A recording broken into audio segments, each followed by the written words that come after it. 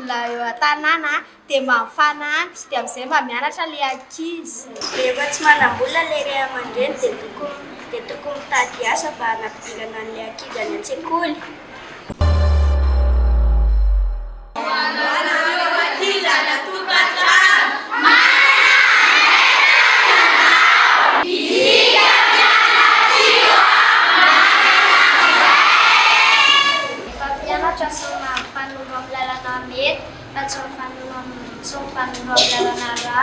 Rehefa tsy manaraka amin'ny fandaminana antsika dia manitsaka ny zo any hafa.